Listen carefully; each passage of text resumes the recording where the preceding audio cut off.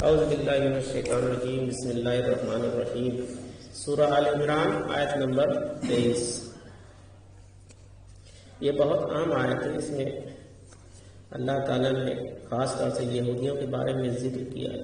اللہ تعالیٰ کیوں بار بار یہودیوں کے بارے میں ذکر کرتا ہے؟ کیونکہ ان کی جو کوالٹی تھی، جو ان کی خوبی تھی، کہیں مسلمانوں کے اندر وہ آ نہ جائے۔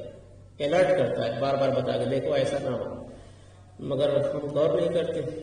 وہیں پہ پھر یہ آیت آتی ہے، الم تری الی الذین اوتوا نصیبا من الکتاب، کیا تم نے غور نہیں کیا ان لوگوں کی حالت پر جنہیں کتاب کا ایک حصہ دیا گیا تھا، یعنی تورات ان کو دی گئی تھی، مگر انہوں نے تورات میں جو لکھی ہوئی باتیں تھیں اس کو عمل نہیں کرتے تھے، اس کو چھپاتے تھے۔ ان کے جو عالم تھے، جو تورات میں جو بات لکھی رہتی تھی اس کو عوام کے بیچ میں چھپا دیتے تھے۔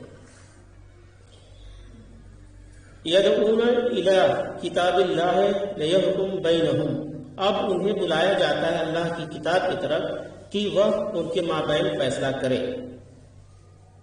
کہ ایک تو وہ بھی اللہ کی کتاب تھی مگر اس نے بگاڑ کر دیا انہوں نے تورات میں، پھر محمد صلی اللہ علیہ وسلم کے اوپر کتاب جو نازل ہوئی قرآن، تو ان کو بلایا جاتا ہے کہ دیکھو یہی اللہ کی کتاب، اس کی طرف آ جاؤ اور اسی سے جو ہے تم اپنا آپس کے بیچ کا فیصلہ کیا کرو۔ ایک واقعہ ان کے بیچ گزرتا ہے، مختصر سے ہم سنا لیتے ہیں۔ مدینہ کا واقعہ ہے۔ آپ صلی اللہ علیہ وسلم جب مدینے میں تشریف رکھے تو وہاں پہ ایک معاہدہ ہوا تھا، اسے کہتے ہیں میثاق مدینہ۔ اس میں وہاں کے انصار، یعنی مدینہ کے لوکل رہنے والے، ان کو انصار کہا جاتا ہے، اور جو ہجرت کر کے مکہ سے گئے تھے اسے مہاجر کہا جاتا تھا، اور یہودی، تین کے بیچ میں معاہدہ ہوا تھا آپس میں کہ جو بھی فیصلہ ہو، مطلب مدینے میں جو ہیڈ ہوں گے آپ صلی اللہ علیہ وسلم ہوں گے، تو سب نے اس بات کو مان لیا کہ جو بھی فیصلہ آپ ہوگا آپ صلی اللہ علیہ وسلم جو کہیں گے وہی مانا جائے گا۔ تو ایک واقعہ جو ہے یہودیوں کے بیچ میں ہو گیا، ایک عورت ایک مرد نے زنا کر لیا۔ اب آپس میں وہ سب، اب مگر جس نے زنا کیا تھا وہ بڑا آدمی تھا، مال دولت بھی بڑا رہا ہوگا، چاہے جو بھی، تو اس کو بچانے کے چکر میں سب پڑ گئے۔ کتاب میں لکھا تھا کہ جو زنا کرے گا، اگر شادی شدہ ہے اور زنا کرے گا تو اس کو سنسار کیا جائے گا، ایک پتھر سے مار کے مار دیا جائے گا۔ تو وہ سب اس کو بچانے کے چکر میں پڑ گئے۔ پھر کیا چلو حضور صلی اللہ علیہ وسلم پاس فیصلہ کراتے ہیں اس کا۔ آپ صلی اللہ علیہ وسلم کے پاس لائے تو انہوں نے کہا جو تمہاری کتاب میں لکھا ہے وہی کر دو۔ تمہاری کتاب میں تورات میں آپ صلی اللہ علیہ وسلم نے بتا دیا کہ سنسار لکھا ہے، اس کو پتھر سے مار کر رجم کر دو اس کو۔ تو آپ سب چپکائے گئے۔ پھر ان کے ایک یہودی عالم کو بلایا گیا جو ان کے بیچ میں تھا، کہا کہ لاؤ کتاب پڑھ کے سناؤ۔ تو وہ عالم آیا، اب اس کو تو بچانا تھا کہ بڑا آدمی تھا، تو جہاں پہ رجم کی آیت آتی تھی تورات میں اس پہ ہتھیلی رکھ دیتا تھا، چھپا دیتا تھا۔ تو ایک یہودی جو تھے، پہلے یہودی تھے مگر وہ ایمان لا چکے تھے، عبدالسلام بن پتہ نہیں ایسے کچھ نام ہے یہودی عالم، ہاں، تو وہ ایمان لا چکے تھے۔ انہوں نے آپ صلی اللہ علیہ وسلم کو دیکھی یہ آیت کو چھپا رہے ہیں، یہاں پہ یہ بات لکھی ہوئی ہے، کیونکہ وہ انہیں کے عالم تھے اور ایمان لا چکے تھے، مسلمان ہو گئے تھے۔ پھر کھولا گیا، اس میں رجم تھا۔ پھر اللہ کے رسول صلی اللہ علیہ وسلم نے دونوں کو رجم کرایا، یعنی دونوں کو پتھر سے مار کر سزا دے دی گئی۔ تو وہی پہ بات کہی جا رہی ہے، اب انہیں بلایا جاتا ہے اللہ کی طرف کہ وہ ان کے مابین فیصلہ کرے، اور جو اس میں بات لکھی ہوئی تھی اس کو چھپاتے تھے۔ جیسے آج بھی بہت سے جو اپنے آپ کو عالم کہتے ہیں، دیکھنے میں کرتا پاجامہ لمبا لمبا ہے، ٹوپی بھی لمبی لمبی ہے، مگر عمل سے ایک دم خالی ہے اور اللہ کی آیت کو چھپاتے ہیں۔ کچھ عالم کہتے ہیں سود کھانا جائز ہے، کچھ کہتے ہیں حلال ہے، اس طرح کی بات جو کہ اللہ نے جس کو حرام کر دیا ہے اس کو یہ لوگ اپنے پیسے کے، 2 پیسے کے پیٹ پالنے کے چکر میں اس کو جو ہے جائز کرا دیتے ہیں، یعنی اللہ کی آیت کو ٹھکراتے ہیں۔ تو وہی فطرت آج مسلمانوں کے اندر بھی آ چکی ہے۔ اب اس دیکھیے، ثم یتولی فریق منہم وہم معرضون، پھر ان میں سے ایک گروہ پیٹ پھیر لیتا ہے اعراض کرتے ہوئے، یعنی کتاب کو مانتے بھی ہیں لیکن اس کے فیصلے کو تسلیم کرنے کے لیے تیار نہیں، یعنی جو فیصلہ اللہ کے رسول صلی اللہ علیہ وسلم نے سنایا، اب تو وہ ایک معاہدہ ہوا تھا، ماننا ہی تھا، مگر اس آدمی کو وہ بچانا چاہتے تھے۔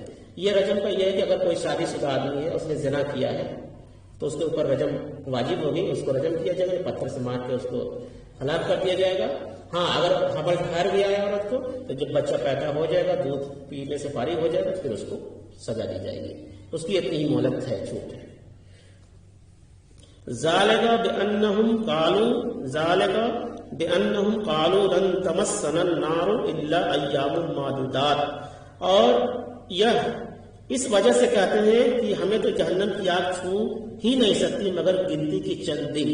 ان کو یہ گھمنڈ تھا کہ ہم کو جہنم کی آگ نہیں چھوئے گی، بس چھوئے گی تو کہتے ہیں حدیث میں آتا ہے 7 دن تک ہم بس جہنم میں جلیں گے، اس سے زیادہ نہیں، پھر ہم جنتیں نہیں جائیں گے. ان کی غرور تھا، ایک گھمنڈ تھا. تو مگر اللہ تعالیٰ کہتا ہے ہم نے تو کوئی ان سے وعدہ کیا ہی نہیں ہے، یہ جھوٹا اللہ اس کے رسول پہ الزام باندھتے ہیں. اور اسی طرح کے ہمارے یہاں معاشرے میں بھی اس وقت مسلمانوں کے اندر بھی کچھ گروہ ایسے ہیں جو اپنے آپ کو کہتے ہیں کہ بھائی ہم تو اہل بیت سے ہیں، ہم فلانا خاندان سے ہیں، ہم کو جو جہنم میں ہم تو چلے جائیں گے ڈائریکٹ جنت میں. عیسائیوں کے اندر بھی یہی معاملہ ہے. وہ کہتے ہیں کہ ہمارا کفارہ عیسیٰ علیہ السلام نے سولی پہ چڑھ کے ادا کر دیا ہے، اب ہم چاہے جو چاہے کریں، ہم تو جنت میں جائیں گے ہی. ان کو یہ کیا ہے، ایک طرح سے بیوقوفی ہے. تو یہ مضمون سورہ بقرہ میں آ چکا ہے. اس کی ڈھٹائی کا اصل سبب ان کے من گھڑت خیالات ہیں. یہ سب وہ من سے گڑھ کے اپنی بات کرتے ہیں، لوگوں کو بتاتے ہیں. جب ان سے کہا جاتا ہے کہ تم کتاب پر ایمان رکھتے ہو تو اس پر عمل کیوں نہیں کر رہے ہو، یہی بات مسلمانوں سے بھی کہی جاتی ہے کہ جب کتاب ہے اس پہ عمل کرنا چاہیے. تو اس میں لکھا ہے کہ سود حرام ہے اور تم سود خوری پر کمر بست ہو. سب سے زیادہ سودی کاروبار یہودی کرتے ہیں. اس زمانے میں بھی کرتے تھے، اللہ کے رسول اس زمانے میں بھی کرتے تھے، اور آج بھی سب سے زیادہ سود کا کاروبار، یہ بینک والا نظام سب انہیں پر پیدا کیا ہوا ہے. تو اس کو حلال کو حلال، اس کے حرام کو حرام کیوں نہیں مانتے ہو؟ اس کے جواب میں یہ اپنا من گڑھت عقیدہ بیان کرتے ہیں کہ ہمیں تو جہنم کی آگ چھو ہی نہیں سکتی مگر گنتی کے چند دن. جب یہ عقیدہ ہے تو پھر انسان کاہے کو دنیا میں نقصان برداشت کرے گا. بھائی تھوڑا جنت میں جہنم میں جائیں، جیسے کچھ لوگوں کا یہاں پہ گروہ ہے، ارے ہم تو کلمہ لا الہ الا اللہ پڑھ لیے، ہم جنت میں داخل ہو گئے. ارے کب داخل ہو گئے؟ اللہ کا رحم و کرم ہوگا کہ نہیں ہوگا، اللہ چاہے گا تب تو ہو گئے. کتنا جہنم میں چلو گے اس کو سمجھ میں آ جائے گی اس دن. تو اس طرح کے لوگ ڈھٹائی بچ جاتے ہیں. پھر تو حلال سے حرام سے جائز سے ناجائز سے بھی جیسے بھی عیش دنیا حاصل کیا جا سکتا ہے اور حاصل کرنا چاہیے. یہ عقیدہ در حقیقت ایمان بالآخرت کے نفی کر دیتا ہے، یعنی انکار کر دیتا ہے کہ آخرت میں کچھ نہیں ہوگا، ہم کو جانا ڈائریکٹ جنت میں ہم چلے جائیں گے. یہ عقیدہ تھا یہودیوں کا، اور یہی عقیدہ مسلمانوں کے اندر بھی کچھ آ گیا ہے. مسلمانوں کے اندر موٹا موٹا عقیدہ آ گیا کہ ہم تو کلمہ پڑھ لیے ہیں، اب چاہے جو حرام حلال کریں ہم جنت میں تو چلے ہی جائیں گے. ٹھیک ہے، یہ حدیث صحیح ہے، جس نے کلمہ پڑھا لا الہ پڑھا اسے جنت میں داخل ہوگا. مگر کلمہ لا الہ پڑھنے کا مطلب کیا ہوتا ہے؟ اللہ کے رسول صلی اللہ علیہ وسلم نے پوری زندگی کلمہ لا الہ پر اپنی قربان کر دی.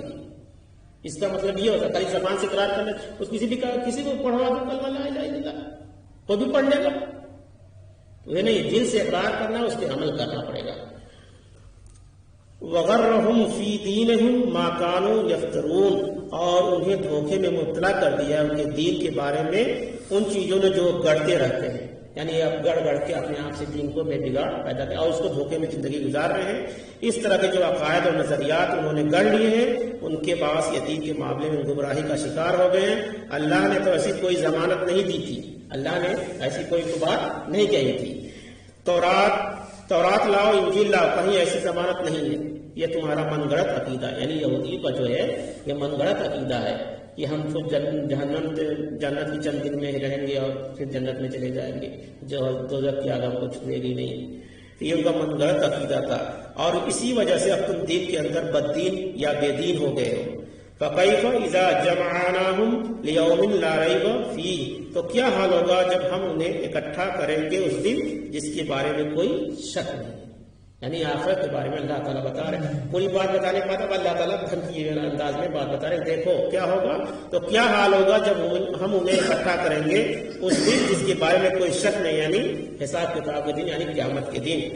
اس وقت تو یہ بڑھ چڑھ کر باتیں بنا رہے ہیں، زبان درازیاں کر رہے ہیں، لیکن جب ہم انہیں ایک ایسے دن جمع کریں گے جس کی آنے میں ذرا شک نہیں ہے تو اس دن کیا حال ہوگا.